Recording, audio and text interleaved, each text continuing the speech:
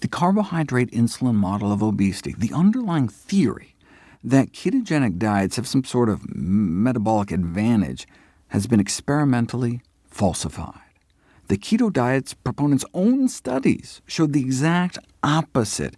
Ketogenic diets actually put you at a metabolic disadvantage and slow the loss of body fat.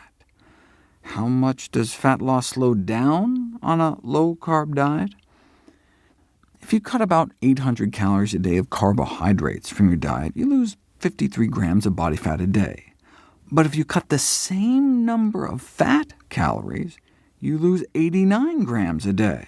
Same number of calories, but 9 pats of butter worth of extra fat melting off your body every day on a low-fat diet, compared to the low-carb diet.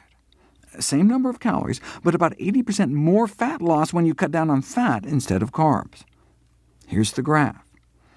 Cut 800 calories from your diet by cutting carbs, and you do lose body fat, but cut out the same number of calories by cutting fat, and you lose even more body fat, 80% more body fat lost.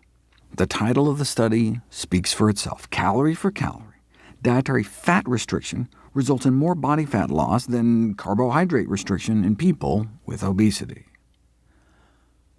But just looking at the bathroom scale, though, would mislead you into thinking the opposite. After 6 days on the low-carb diet, study subjects lost 4 pounds. On the low-fat diet, they lost less than 3. So step on the scale, and it looks like the low-carb diet wins hands down. So you can see why low-carb diets are so popular. But what was happening inside their bodies tells the real story. The low-carb group was losing mostly lean mass, water and protein.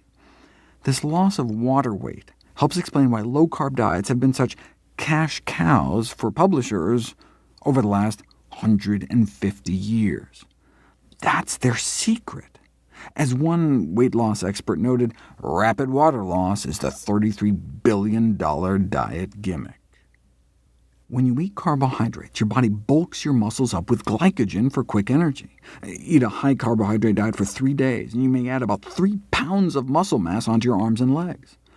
Those glycogen stores drain away, though, on a low-carb diet and pull water out with it.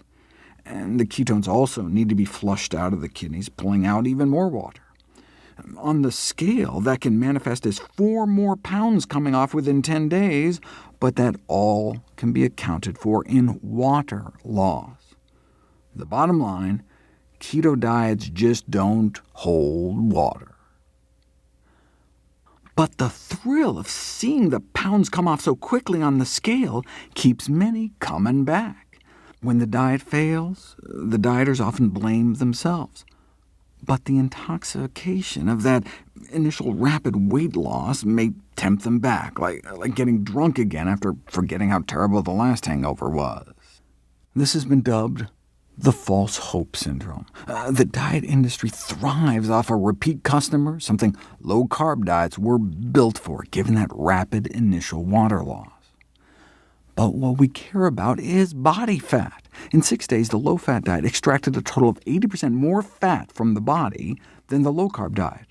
That's not just one study. If you look at all the controlled feeding trials, where researchers compared low-carb diets to low-fat diets, swapping the same number of carb calories for fat calories, or vice versa, if a calorie is just a calorie, then all the studies should have crossed that zero line in the middle, and indeed, 6 did. One study showed more fat loss on a low-carb diet, but every other study favored the low-fat diet. More loss of body fat eating the same number of calories.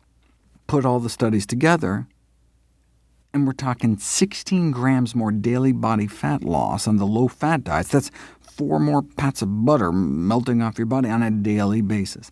Less fat in the mouth means less fat on the hips, even taking in the same number of calories.